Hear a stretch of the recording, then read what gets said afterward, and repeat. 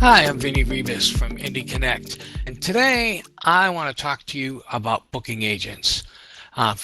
In my past, I was a booking agent for the better part of 40 years in Nevada. Well, first in Connecticut for a long time, in Nevada with all the casinos, um, and then I've done a lot of sporadic booking. I've always been the person that booked all of the bands that I was in.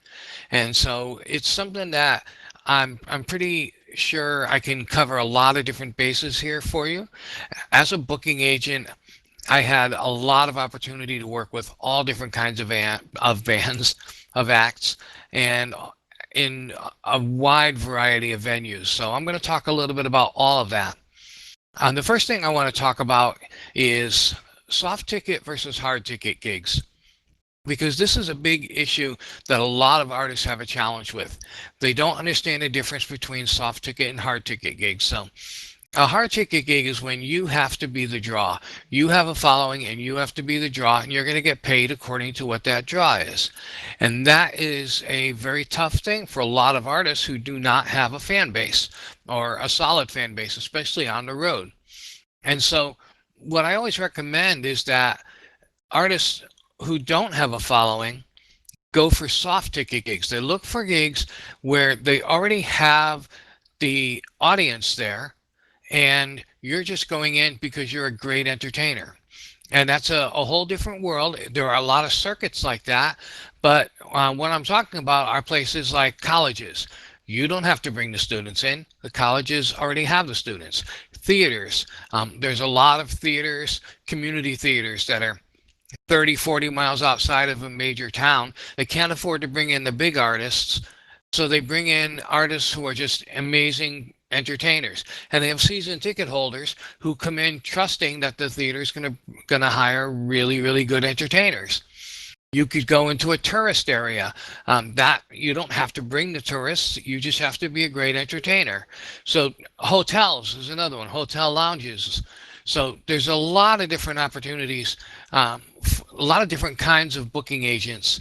And some of them specialize in the soft ticket gigs and some of them specialize in the hard ticket gigs. And so we're going to go through different kinds of booking agents. First of all, there are ones that represent acts. Okay, so they are aggressive in pursuing acts. Their job is to keep you booked. So you usually, in many cases, you're signing exclusively with them. And that's a very unique situation because it means that they feel really, really good about being able to book you. Sometimes it's because you're in demand. Sometimes it's because they know the circuit. They have the contacts already and they know exactly how to plug you in.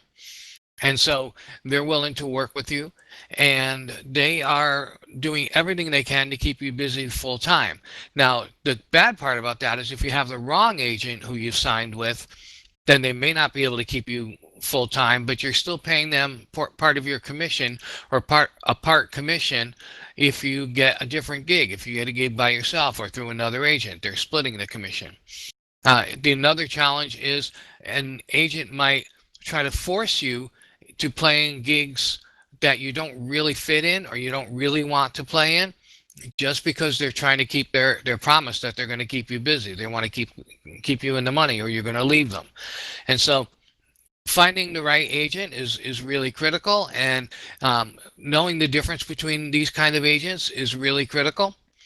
The second kind is the kind that waits for the phone to ring. They only work with agents or with artists that are really big. That would be your William Morris agencies and agencies of that size where a lot of them do not have to go out pursuing gigs. They are pretty much the the ones that just do the scheduling. You call them up, they know exactly how much the band is going to cost, and you do some negotiating with them possibly, but they are just sitting around waiting for the phone to ring because the people they work with are in demand. So unless you're in that situation, now some of them do have smaller divisions where they are more aggressive. They have a series of clubs and stuff that they do book, but you just got to make sure that you're not locked into an agency that's not going to do anything for you. They're just going to wait for somebody to call because that's what they do. They're not the kind that does cold calling. Another is the kind of agent that fills any gig they can find. So they might, have a wedding this weekend. They got a hold of a bride and groom or found out about it and they were referred, whatever. And, they might have a couple of clubs or casinos. They might know of a cruise ship gig or one, 2 weeks on the road in a couple of venues or something like that. But they're not dedicated to one, sometimes not even one style of music. They're not dedicated to one artist. They are just basically, trying to find whatever they can, and then they find the artist to fill it. Very seldom does it work the other way, where they find the artist and then try to find a gig for them. That's a different kind of agency. You have to remember there's a big difference between an agent, a booking agent, and an entertainment buyer. Now, and a booking agent is, in a sense, an entertainment buyer. They are buying it, but they are also selling you. An entertainment buyer, in the strictest sense, is the person at the venue, whether that's at a fair or a festival or a theater or a nightclub. The person who actually does the hiring, that's the person that's the entertainment buyer, and I'll be referring to them throughout this talk. So you've got agencies that are really large, and they may have a whole lot of acts that they're representing. And then you may have some that are just solo entrepreneurs, solopreneurs. And it's up to you. You really have to know which one you want to sign with. I would definitely pursue both, but you've got to make sure that you're not going to get lost in the shuffle with a big agency. And that can happen. If you're not commanding the kind of money that the other bands that they have can command, then it doesn't make sense for them to be on the phone or do anything for you, because they make less commission for the same amount of effort. When I was an agent, if I could sell a band to a festival or a fair, a state fair, I was the entertainment buyer for the state fair, and I had acts that I was paying $5,000 to $10,000 a night. It made a lot of sense for the booking agent to push those on me rather than try to get me the $200 agent, the $200 acts where they were going to make $20. Mostly in most cases, the agent's going to make between 10 and 20%, just like a manager. A manager's fee always comes after the booking agent is paid. The booking agent gets paid on the gross amount that the gig pays.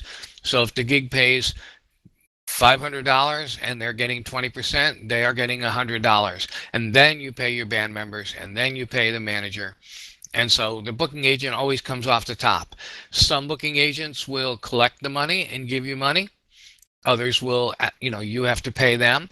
Sometimes they will collect more money. They don't even tell you how much the gig actually pays. They are just paying you what you've asked for the gig. So for instance, they may have a gig that's paying $2,500, say a wedding that's paying $2,500, but they know you'll play it for $1,000. So they pay you $1,000 and they keep the other $1,500. There are laws against that. There are definitely in Florida, in Nevada, I believe in California, there are laws about how much commission somebody is allowed to take as an agent. And it's pretty large. When I was booking agent in Nevada and registered there, the law said I had to be no more than 60%, which is still an awful lot of a gig. But I would never ask that. 15% for the most part, 20% if I was splitting it with another agent. So you have to know, who you're working with and what kind of agent you're looking for. Some of them are, a solopreneur might not have much work for you. They might, only be the kind that will get you sporadic work. You don't know. You've got to ask. You've got to find out exactly what they're willing to commit to and what kind of money they're used to getting, because you have to know what their contacts are. Who are they already? Who do they already have as relationships? And we'll get into that in a second. But that's a major part of it. And there's my phone, and I hate when that happens.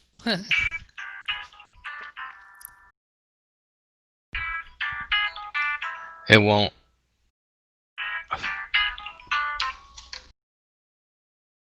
Okay.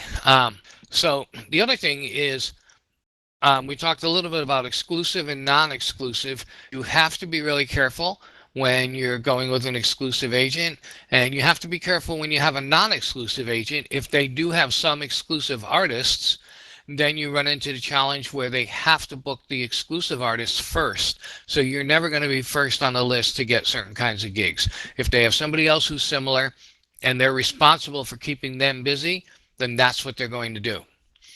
And so that's a really big issue, and you have to be really careful about that.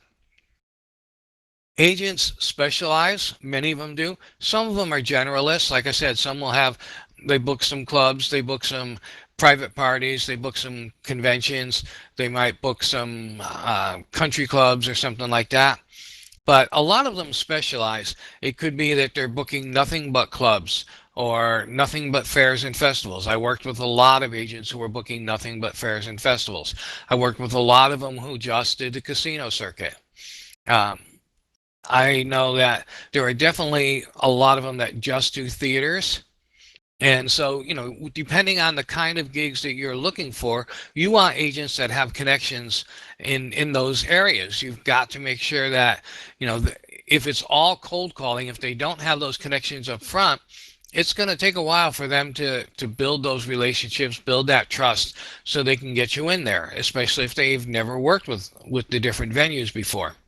So you want to make sure that you get that. That you lock in with somebody who, and it could be more than one agent, but the venues that you want, make sure that the agent that you're talking to has the access to that. Same goes for performing overseas.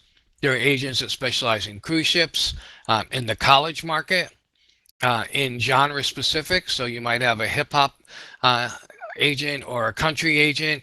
They just come in a whole lot of different, because there are so many different kinds of gigs, there are so many different kinds of agents. Corporate agents are another one.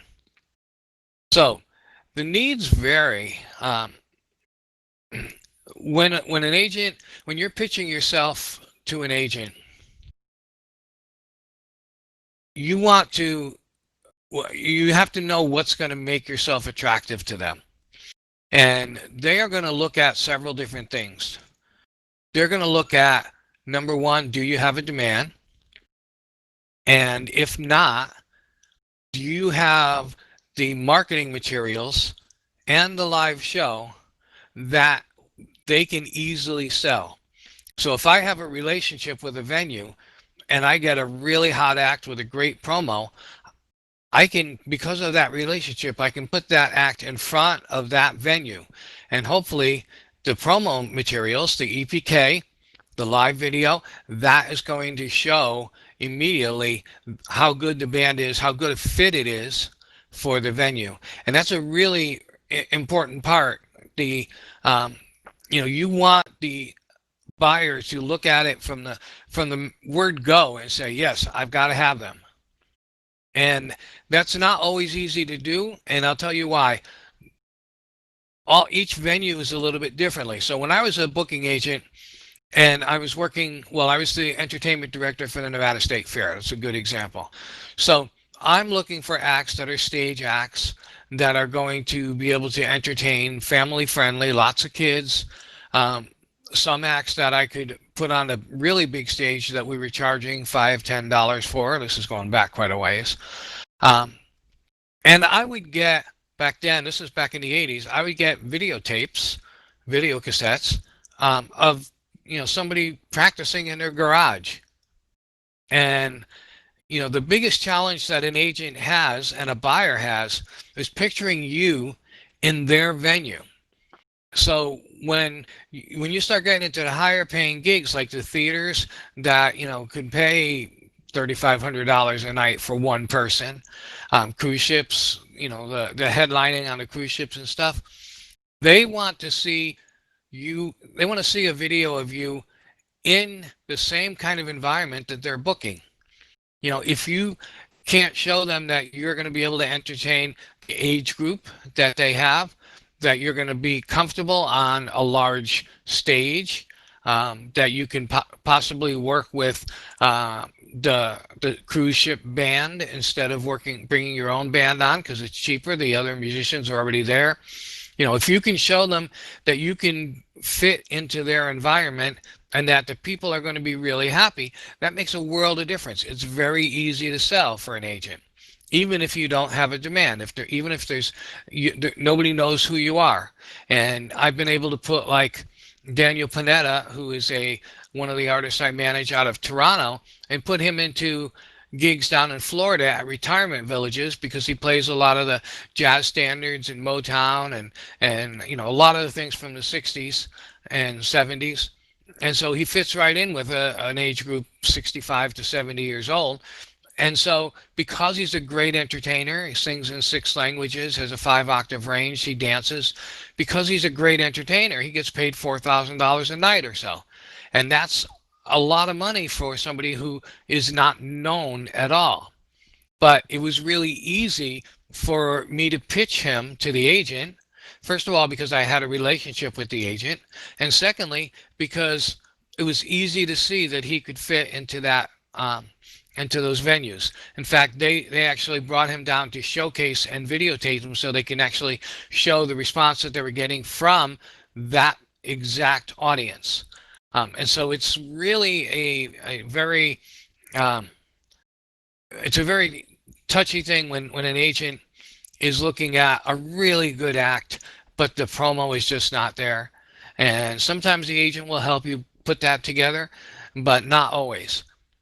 Best thing that you can do is know these are the kind of gigs I'm going after, and this is the promo that I probably need to put together. Ask the agent, what do I need to have to be attractive to that kind of audience? Because the video that you put together for a theater show is not going to work for the college market.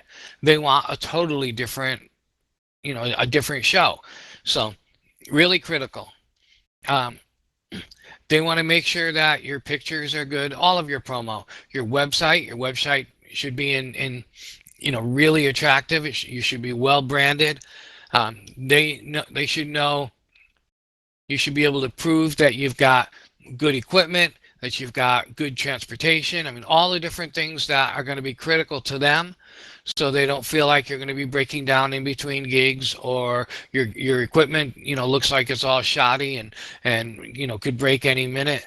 That just doesn't give a good impression. So depending on the gigs that you're going for, of course, but they want to make sure that you're going to be appropriate and that you're going to be professional, and the way your promo materials look, the way your website look, that's all leading to your branding of being a professional. Our booking agents are very particular about who they work with because their reputation is on the line every time they book somebody. So they want to get to know you. At least you want an agent who would want to get to know you, because they send you to a gig, especially if it's the first time they've worked with that venue, or they don't have a really solid relationship. And if you don't do well, or if you get drunk in the middle of the gig, or for whatever reason it just gets messed up, they're the ones that are going to get. And that is not a fun. I know because I've been in that situation. That is not a fun place for an agent to be in. And if you put an agent in that position, they will never book you again. I can guarantee you that. They won't take that risk. So it's a very, very precarious situation for a booking agent to book somebody that they just don't know 100%. So what do you look for when you're looking for a booking agent? You want someone who believes in you and your music. This is so critical. You don't want someone who's, you're just part of the roster. You're going to find a lot of booking agents who do not have any acts that they are signed, that's signed to them, that all they have is a long roster of acts that they buy from all different agents. They buy from the exclusive agents. This happens especially in 50s and 60s acts, some theater agents and everything. You can look at their websites and there's a list of 200 acts that they can get. That's all it is. They can get them. It doesn't mean that they actually book them on a regular basis. And so you want somebody who believes in your music is going to make you important on their roster. You want someone who's got contacts in your genre. That's really critical because again, if you're a rock band and you're working with an agent who specializes in the cruise ships, that's not going to be a match and they're going to have to start from scratch to book you. So you really want to look for that. And you want somebody who's really going to be working on your behalf. That is so critical. And it's gonna oops it's gonna take a while to get to that. I guarantee you it's gonna take a while to find the right agent. I got really lucky with I was in a duo and an agent walked in on the venue and said, are you guys interested in being on the road? And 2 weeks later we were on the road and he had us on the road for 9 years. um, that is very much the exception, is what I found. I would find acts that I could book really easily, and that was not a problem, but they were usually pretty well booked up. And so for me, it was a big challenge to find acts that were available that I could really run with. But that's what I wanted to do. I wanted to work hard on their behalf. So, what are some of the mistakes agents make or artists make? They get hooked up with the wrong agent. All the things that I'm talking about here, it's really, really critical. I get a lot of calls from people who want me to book them and from people who want me to manage them. And it's really frustrating sometimes because they don't do any research on me. They don't know anything about me and what it is that I actually do, let alone the kind of acts that I work with. Once in a while, I'll get that golden person who will come across my website or whatnot, and we gel, and it happens to work. And I've got a couple of artists right now that I'm working with on a consulting basis who are exactly in that position. But for the most part, most of them are. I get a lot of people from the hip hop community and rap and everything, and I just don't work with that kind of artist. I don't know that market. It doesn't help. I'm not a booking agent anymore. I'm a manager. But the booking agents go through the same thing. They get deluged with people, and a lot of times it's people who are not a fit. So your job as an artist is to make sure that you're working with the right kind of agent. Another big problem is that your act isn't quite ready. And you may be really good, but you may not have the act tight enough. You got to remember when you're going after a booking agent, you've got a lot of competition. There are a lot of people that are trying to get that booking agent's attention. So you don't want to just blend in, and you don't definitely don't want to be subpar. You want to stand out, and you want them to be able to say, I can do this with you and I can do it right now. And if you can't do that, then you got some work to do because you need to be able to impress them. Nobody's going to take you on if you can't impress them. And that's a major issue that you might need to do some research on, have a couple of people check out your act and find out if you're ready to be introduced to an agent. Another thing is expecting immediate results. Agents work months and months in advance. Yes, there are gigs that are last minute. Yes, there are cancellations, and they can, possibly drop you in on that.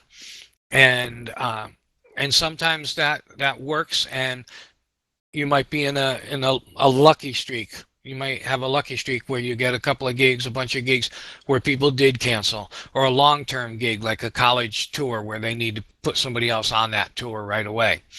But for the most part, whether it's colleges, all kinds of gigs, just about every gig has a season. So nightclubs are usually 3 to 4 months out that they're booking. That's, their booking season, and they will book an entire season. They'll book like 3 months at a time. And then you've got theaters who will book between October and January for the following September. You have booking agents for cruise ships, and cruise ships have a lot of fallouts. They have a lot of cancellations. So you can get gigs right away. But in your first year, you might have 5 gigs from an agent. And then the next year, you'll get 10 to 12. And then the next year, you'll get more. But it takes a while because the cruise ship lines are very reluctant to take people they don't know. Very reluctant because that's their brand completely. So you have to know, you have to do your research on when your market books. Obviously the college market is booking at the end of one year, one school year for the next school year, and right at the beginning of the school year. So right in September, they're filling their calendar. Um, just about every kind of gig has a calendar, has a season that they use for booking. Fairs and festivals, same thing. All the fair conventions are, I'm going to say, October through January, the biggest one being in January. And after that, the fairs who start, in May, they're already booked.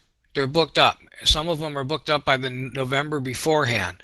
So you have to know what the season is. And so when you're working with an agent, you got to make sure that you're getting in with the right timing. There are, and of course, with COVID right now, everything is messed up because people don't even know when to start booking, especially bigger events. Um, so that's a really big problem. If you're expecting immediate results, you're probably not going to get it. You're probably going to be disappointed. Not having promo materials, I mentioned that. A bad approach is a big thing. A lot of people approach me and have always approached me saying, I'm the best thing that ever happened to you. I can do this and I can do this and I can do this. And it was never, ever about me. And that's what I want. If you're an artist and you're going to pursue either a booking agent or a manager, any kind of team member, you've got to make it about them. It's really critical that it's about them. So what can you do to make my life easier? And as a booking agent, I would look at it and say, okay, I'm all the things that I talked about. I'm looking for great promo materials. So here's great promo materials. I make it easy for you. Here's my references. I make it easy for you. Here's my list of of gigs that I've performed, so you can see where what my record is, and that I've played the kinds of venues that you book. Here's all of my contact information, not just my Facebook page or my Instagram. Here's uh, here's references from the kinds of venues that you book. All these different things make a really big difference for an agent who's saying, how much work am I going to have to put into this person? And how easy are they going to make it for me? Telling an agent, I'm ready to go. I've got really good equipment. I've got a great vehicle. Or I will have a great vehicle if as soon as the need arrives or arises. And, just making it easy for the agent goes a long way rather than trying to just shove your promo stuff in front of them and show how great you are. You have to have that, but you don't want to shove it down their throat because they're not going to take it. They're just not. Um, Another thing is bad timing. And again, I mean, part of it's the timing of the gigs. A part of it is, I will get people that are pitching me in the middle of the night. I'll get people who are pitching me 6 o'clock in the morning or whatever, and texting me. It's like, no, stick to business hours, my business hours, maybe a little bit later because it is the music business. Um, don't call me on a Sunday. It's just etiquette, professional business etiquette. That's a huge part of it. Okay, so where do you find agents? Well, they are pretty easy to find. Finding the right one is a little bit more difficult, but they're pretty easy to find. So there are organizations whose conferences they always go to. And for instance, the IEBA, which I think was just going on last week, the International Entertainment Buyers Association. So that's 1,000 booking agents, entertainment buyers, a lot of the agents, the bigger agents, they're all at that conference. And so you want to be there. You don't have to be a buyer to be a part of that. Um, all the fairs, the festivals, the theaters, the colleges, they all have their own conventions, and the agents are there. They're there for two reasons. They're there to pitch the acts that they have. They're there to look for other acts as well. So if you can showcase, if you're trying to work the fair circuit, for example, and you can showcase at one of the bigger fair conventions, and you're making it known that you're looking for an agent, you'll probably, if you do a good showcase, you're probably going to get some attention. But if you're going in there without without a showcase and you're just walking around trying to shake hands, you're probably not going to get as much attention as you would like. So you want to be prepared, and any chance that you can to showcase in front of agents is always a good thing. It can be expensive. There's no question, but you look at, say, the NACA convention, which obviously no conventions are going on right now in this sense, but the NACA convention is the National Association of Collegiate Activities. So you want to play the college market. This convention is for people who want to play the college market. And it can cost you $1,500 to go there just for the conference and to showcase. Then you've got your hotel, you've got your plane fare, you've got to get your equipment there, whatever. So maybe you're talking a $3,000, $3,500 bill. But I know solo acts that would get $1,500 gigs out of it. So 3 gigs and they've more than paid for the conference. And so you got to weigh the good and the bad. You got to weigh, the what you're going to get out of it from a monetary standpoint and reputation standpoint versus how much it's going to cost you. So you put it in up front, but you should, if you're good and you've prepared well, you're going to make it back on the other end. You can look for who's booking similar bands to you. So I've done this a lot when I'm looking for to hook an artist up with a booking agent. Who is booking somebody who's similar? And then I can approach them. Sometimes it's easy to approach agents. Sometimes, even though I have a management agency, I can't get through to them. They are so busy, and I'm telling you, they are busy because they are slammed with people, and they have their seasons. If you're in the middle of the season, you're not going to get any attention. You're going to get attention after the season for next year. And so that's a really big issue. They go to a lot of conferences, not just the ones that are specific to buyers, but they would go to music biz. They'll go to South by Southwest. They go to Madame. They go to the CD Baby conference, the DIY conference. They will be on the Spark here. We've had some here.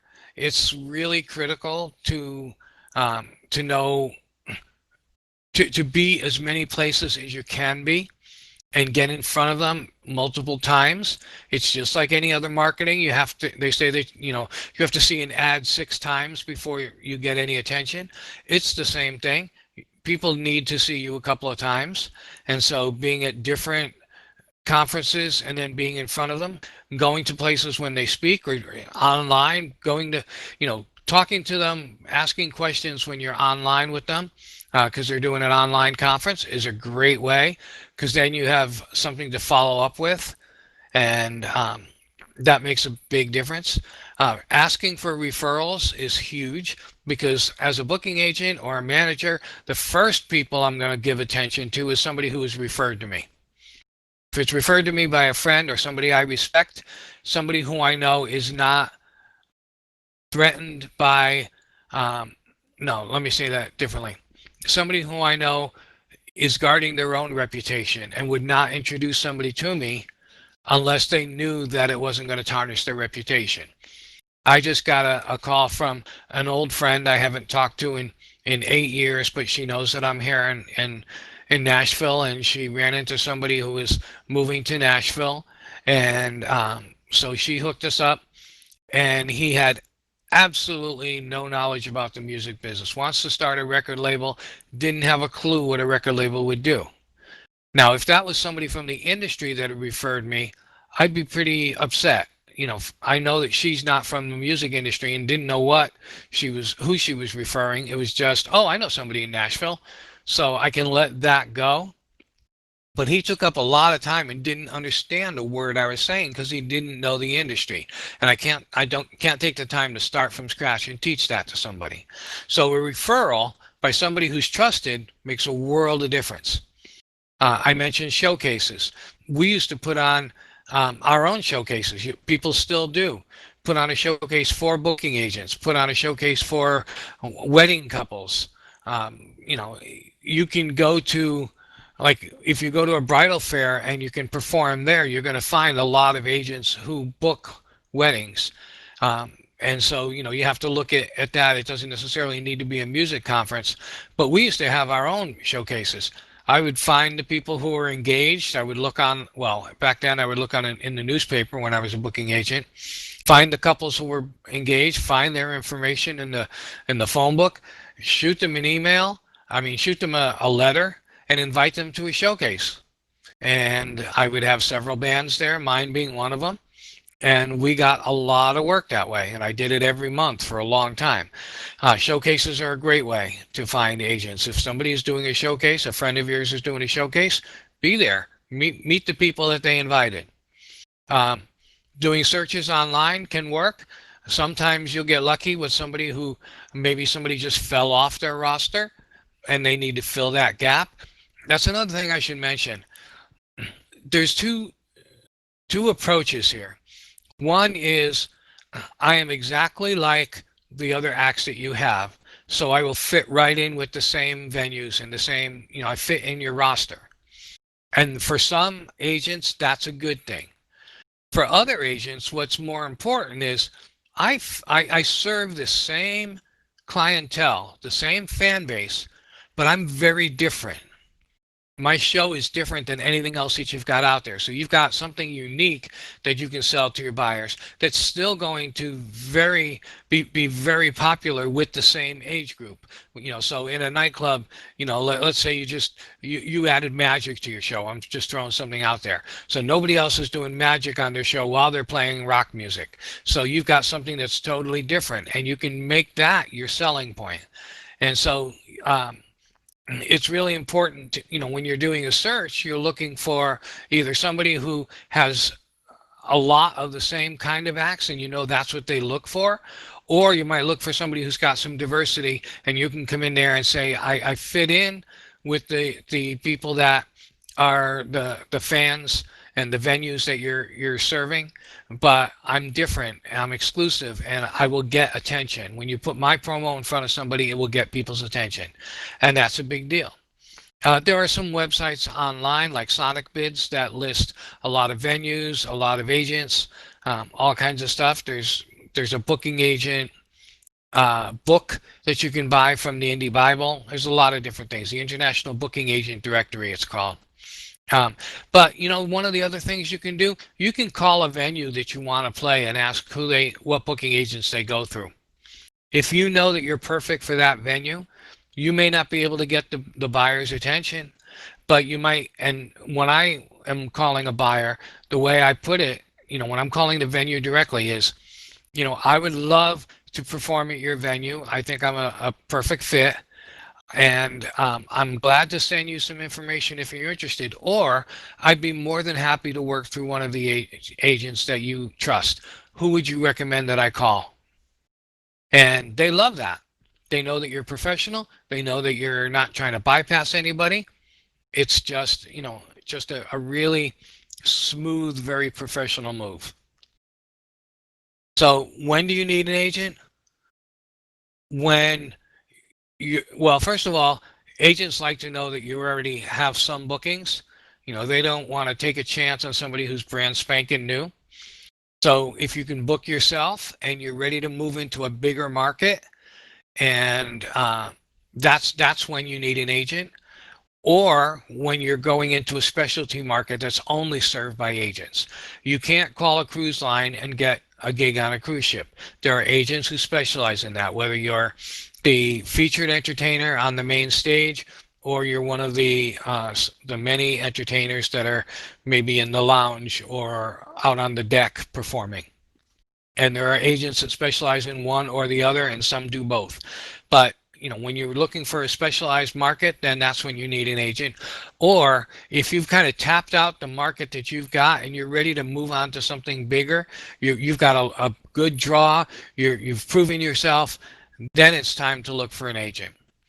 Sometimes they'll find you, That's the best scenario when they come searching you out because they see you in the papers or see you online that you're playing everywhere. They look at your website, they see it's good, they see your promo materials are good, they see the number of venues that you're playing. That always helps. Um, and well, let's talk about how to attract an agent. First thing, of course, is to generate a buzz. Now, a buzz could be online, and that is, obviously a great thing if you've got a following. Um, you can you can get a buzz in certain cities. So if you've got a big following just in Chicago, you can call an agent in Chicago and say, this is, I've got 500 people that are followers of mine on Spotify, or I noticed that this percentage uh, of my Instagram followers are from Chicago or YouTube or whatever. That works.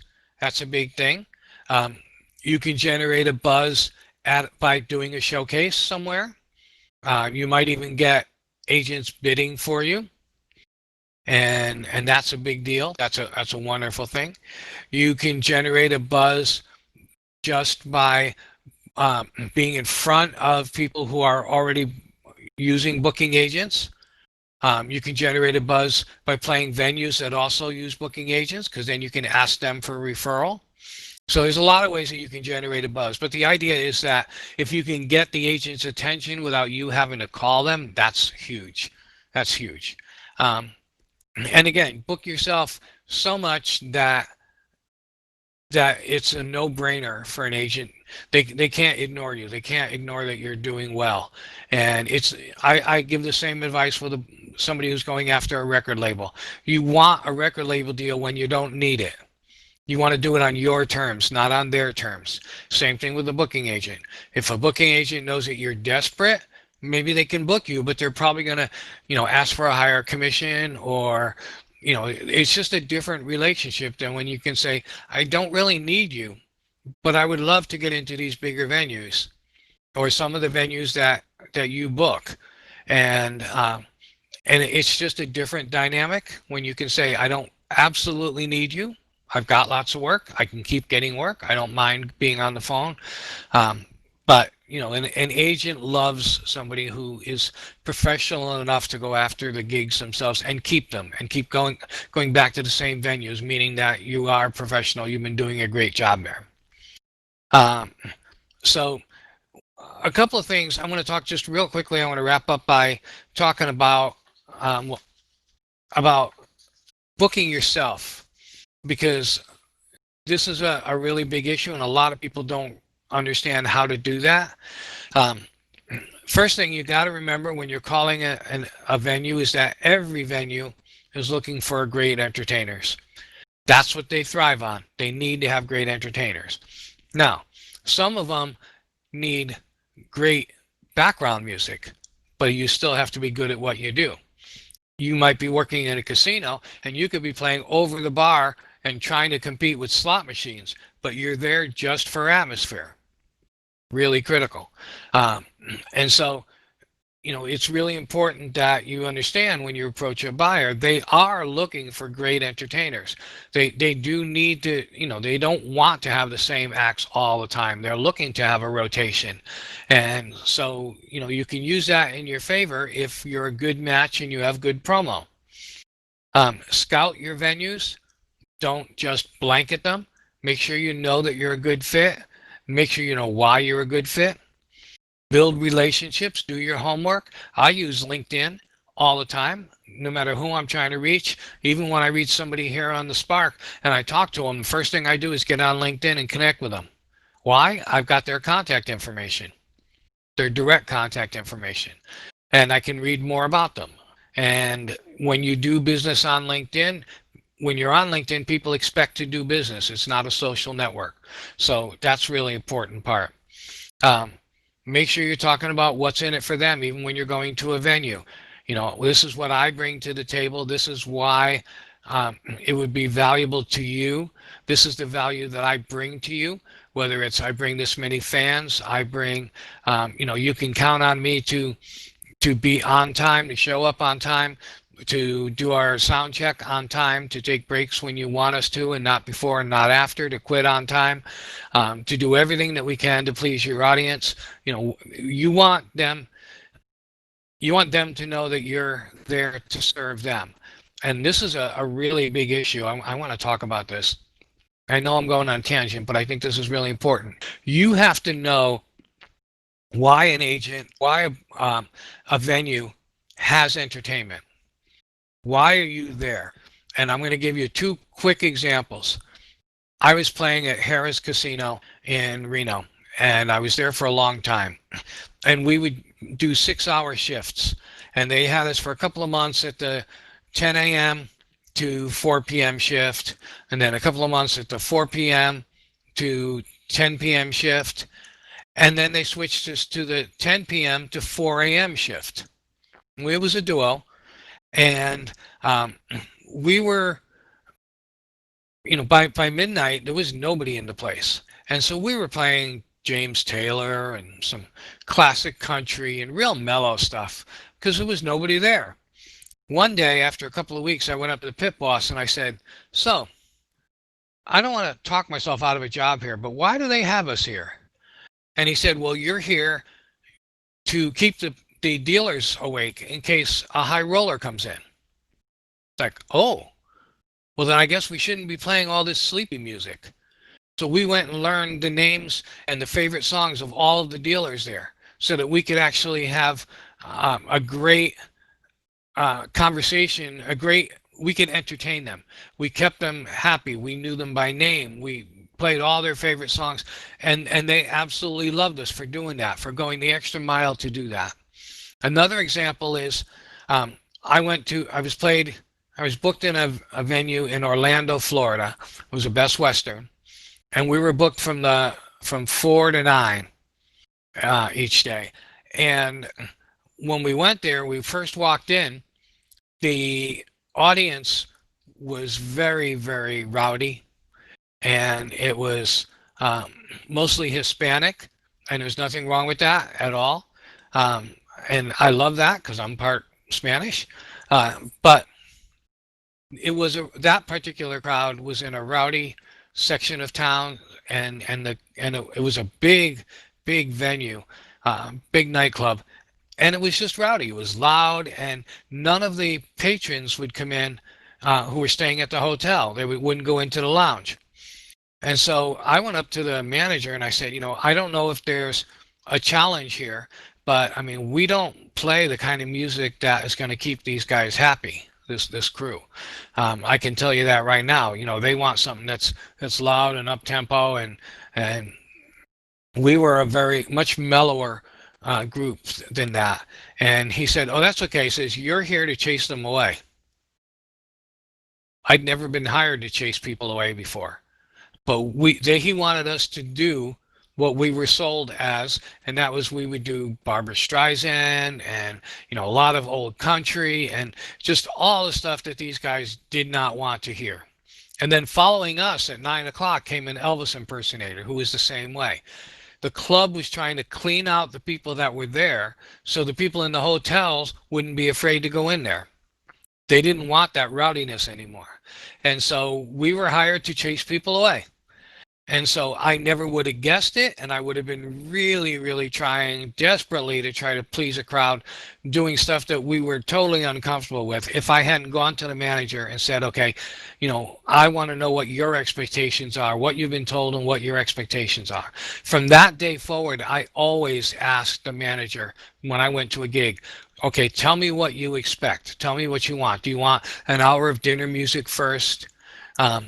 Is it important that we get people dancing? Do you not want people dancing? I've gotten people dancing on the rug, on the carpet in a lounge, and the boss came over and said, no, we don't have a license for dancing. We'll get in trouble. So, I always want to know exactly what the manager is thinking, what they're looking for.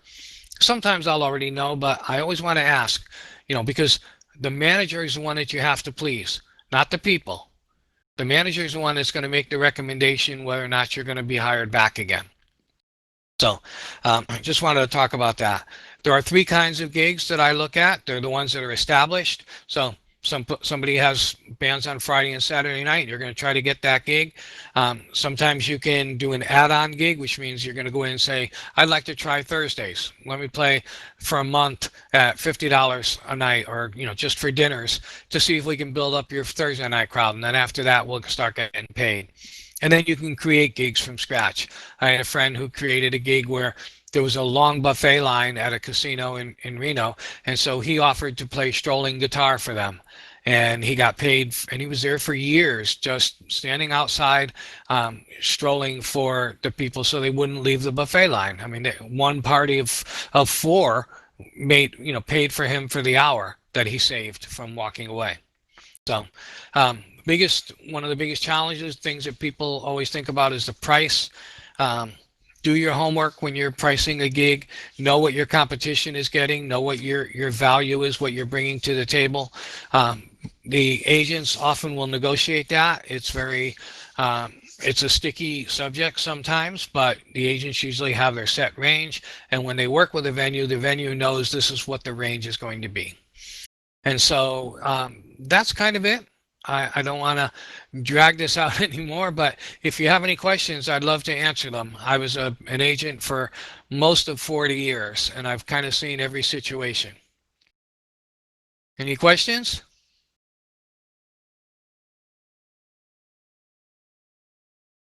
Okay, well, I hope that was helpful, and thank you all for being here, and I will see you on the campus. Bye.